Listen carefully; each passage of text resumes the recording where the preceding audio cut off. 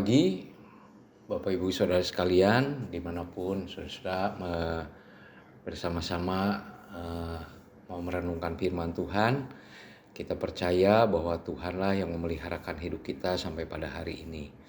Tuhan menyertai saudara seperti menyertai saya dan menyertai setiap orang percaya. Pada pagi hari ini kembali kita akan merenungkan satu firman Tuhan yang penting, yaitu tentang 3 pokok doa Rasul Paulus yang sangat dibutuhkan oleh setiap orang percaya.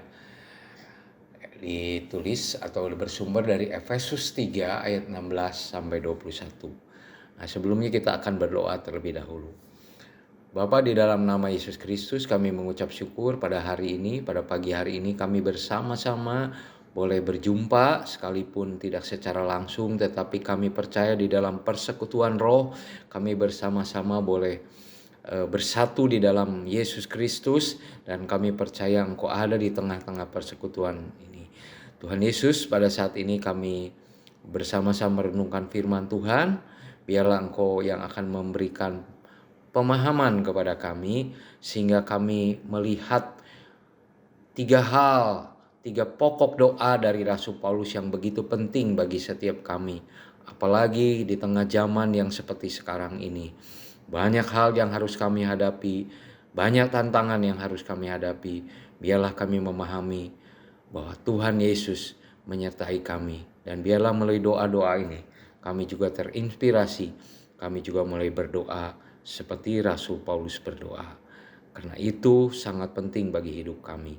Dalam nama Tuhan Yesus kami telah berdoa dan mengucap syukur. Amin. Saudara-saudara, kita akan melihat 3 pokok doa Rasul Paulus yang sangat dibutuhkan oleh setiap orang percaya. Waktu itu Rasul Paulus berdoa bagi jemaat Efesus. Tetapi dalam zaman kita sekarang, doa-doa ini sangat dibutuhkan oleh kita. Bahkan saudara sendiri harus berdoa seperti Rasul Paulus berdoa. Kita akan melihat mulai dari Efesus pasal 3 ayat 16 sampai 21. Secara bertahap kita akan membaca ayat demi ayat.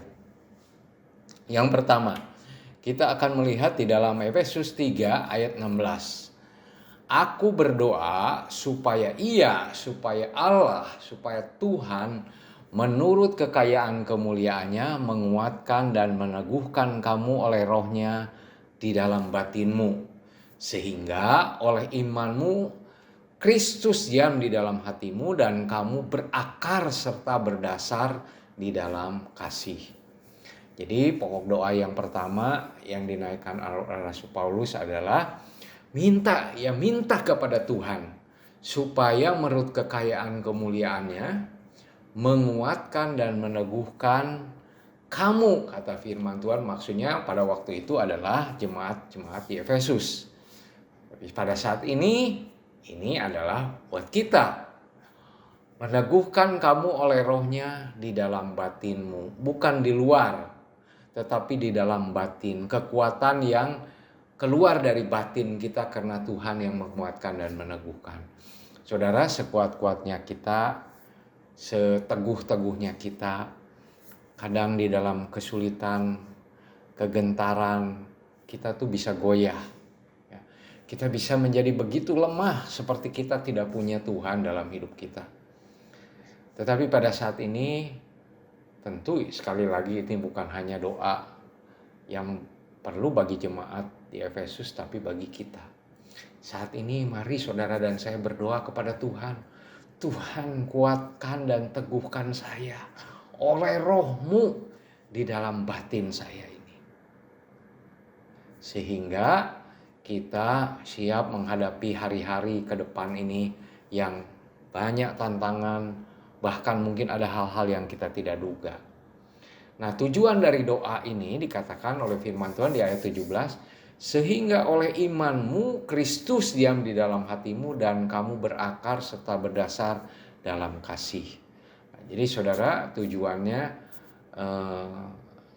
doa Rasul Paulus yang pertama ini di ayat 17, supaya kita itu oleh iman kita kepada Kristus yang diam di dalam hati kita itu berakar dan berdasar di dalam kasih. Saudara, berakar serta berdasar di dalam kasih. Saudara dan saya melakukan sesuatu untuk Tuhan, beribadah, berdoa, membaca Alkitab, memberikan persembahan, mendoakan orang lain, peduli kepada orang lain, bukan karena atas dasar ketakutan, takut masuk neraka, takut dihukum sama Tuhan, tapi berakar serta berdasar di dalam kasih. Dan kasihnya itu tentu kasih kepada Tuhan, kasih Kristus yang terlebih dahulu sudah kita terima.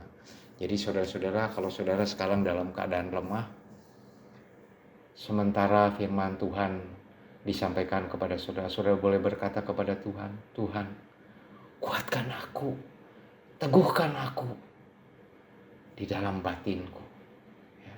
Sehingga oleh peneguhan dari Tuhan, oleh kekuatan dari Tuhan, kita berakar serta berdasar di dalam kasih.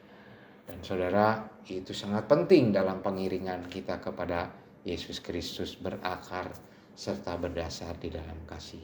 Itu doa, pokok doa yang pertama disampaikan oleh Rasul Paulus, minta supaya Tuhan menguatkan dan meneguhkan kita.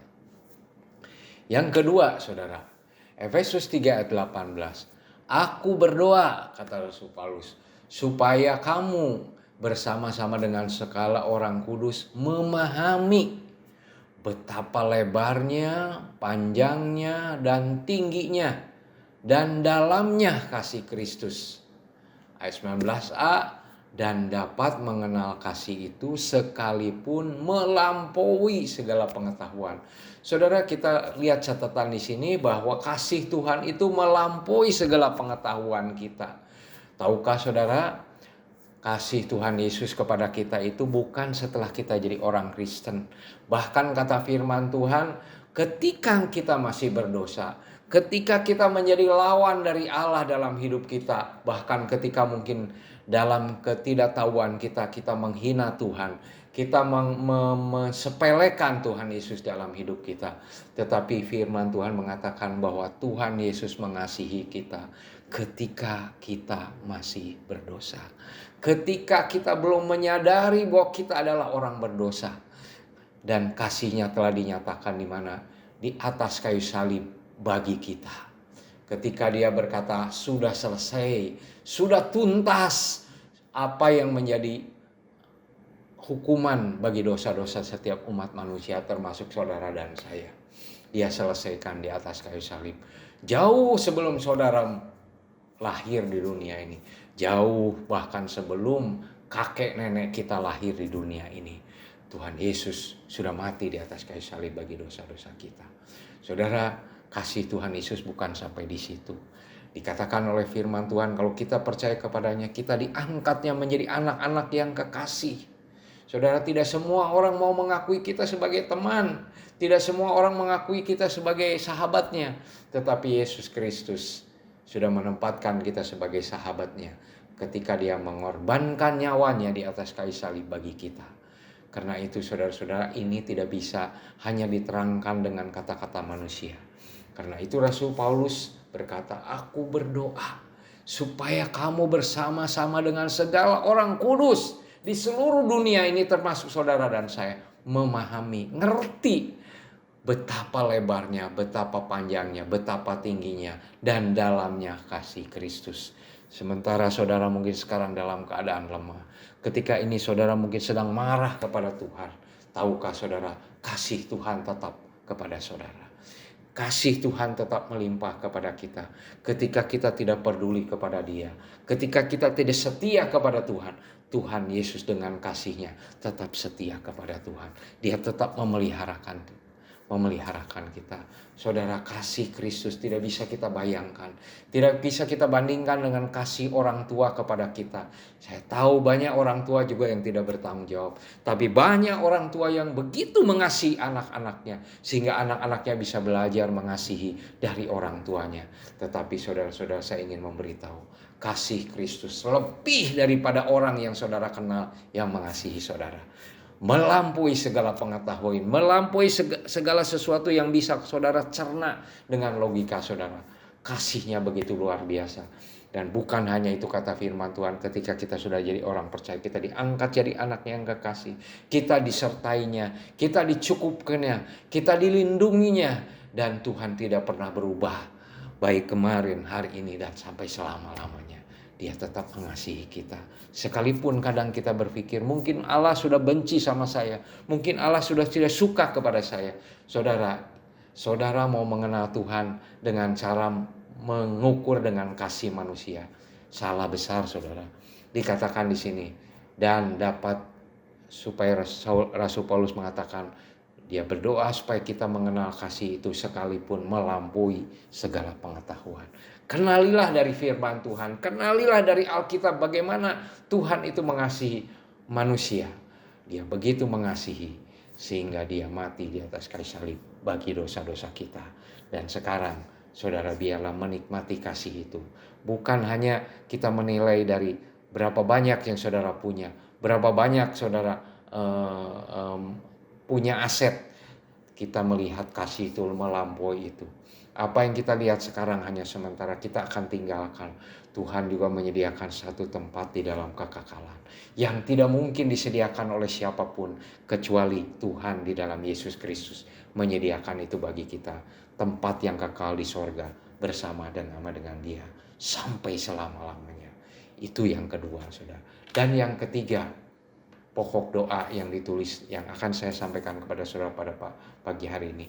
Aku berdoa supaya kamu dipenuhi di dalam seluruh kepenuhan Allah.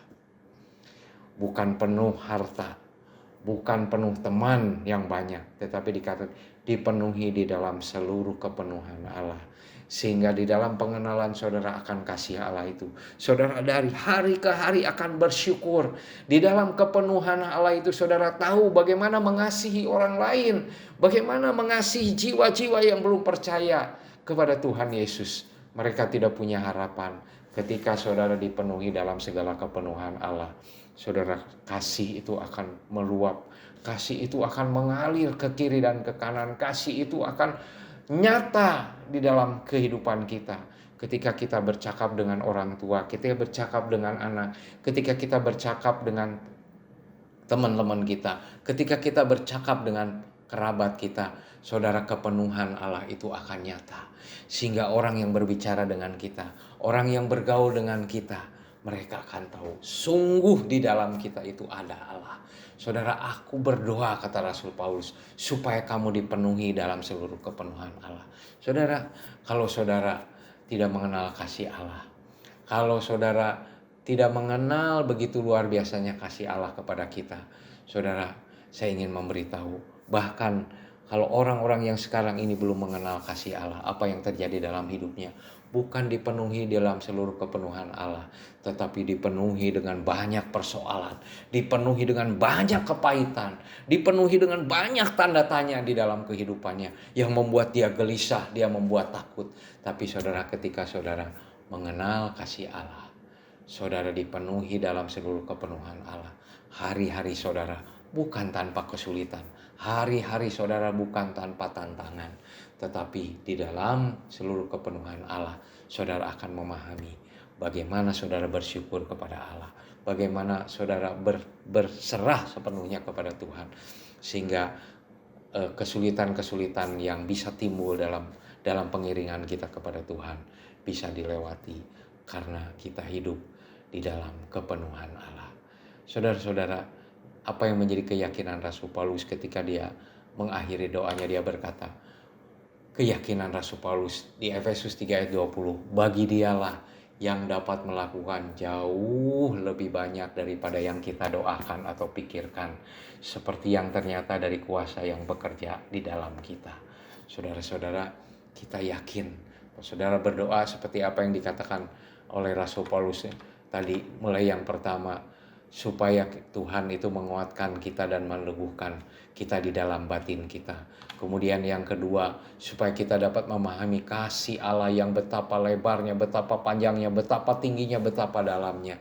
Dan kita dapat mengenal kasih Allah itu begitu luar biasa, walaupun melebihi dari pengetahuan kita. Kemudian kita berdoa supaya kita dipenuhi dalam seluruh kepenuhan Allah. Dan tahukah saudara, Rasul Paulus berkeyakinan, kita mungkin berdoa, kata-kata kita terbatas, tetapi firman Tuhan, bagi dialah yang dapat melakukan jauh lebih banyak daripada yang kita doakan atau pikirkan. Sehingga kita boleh bersyukur, ya Tuhan, Engkau sudah memberikan jauh lebih banyak dari apa yang kami doakan. Saudara, kalau saudara lihat di sini, dia tidak minta uang lebih banyak. Dia tidak minta hartanya lebih bertambah-tambah. Dia tidak meminta kawannya lebih banyak, saudara. Dia tidak meminta supaya omset di dalam usahanya lebih tinggi lagi. Tetapi 3 doa ini sangat penting. Ketika saudara dan saya asetnya bertambah, tapi kita tidak mengenal kasih Allah, mungkin kita lebih sombong dari sebelumnya. Kita lebih jumawa dari sebelumnya. Tetapi kalau kita mengerti kasih Allah, kita tidak akan melakukan seperti itu. Kita lebih bersyukur, kita lebih mengasihi Tuhan, lebih mengasihi sesama.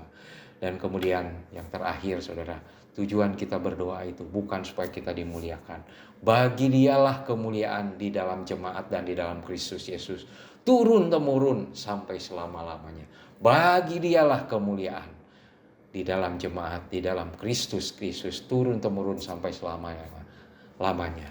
Bagi dialah kemuliaan di dalam hidup keluarga saudara. Bagi dialah kemuliaan di dalam hidup usaha saudara. Bagi dialah kemuliaan di dalam segala keterbatasan saudara. Tuhan boleh dimuliakan. Saudara dan saya sangat terbatas. Tetapi biarlah di dalam keterbatasan itu, karena kita mengenal Tuhan dengan baik, kita mengenal kasih Allah, kita diteguhkan, dikuatkan dalam segala keadaan, sehingga orang bisa memuliakan Allah, bukan memuliakan saudara dan memuliakan saya. Amin. Kita berdoa. Bapa, terima kasih untuk renungan firman Tuhan yang sudah Engkau berikan pada pagi hari ini. Biarlah pokok doa ini menjadi sesuatu juga yang penting dalam hidup kami. Bukan hanya bagi diri kami berdoa bagi teman-teman kami berdoa bagi saudara-saudara kami berdoa bagi orang-orang yang melayani Tuhan, kami berdoa untuk setiap hamba-hamba Tuhan juga. Biarlah 3 pokok doa ini terjadi di setiap kami, dikuatkan, diteguhkan di dalam batin kami. Kami mengenal kasih Tuhan yang begitu luar biasa, sekalipun melampaui segala pengetahuan. Dan kemudian kami rindu kepenuhan Allah memenuhi hidup kami, sehingga kami memuliakan nama-Mu, sehingga kami meninggikan nama-Mu dalam seluruh kehidupan kami. Tuhan berkati setiap kami dimanapun kami berada. Di dalam nama Yesus Kristus kami telah berdoa. Amin.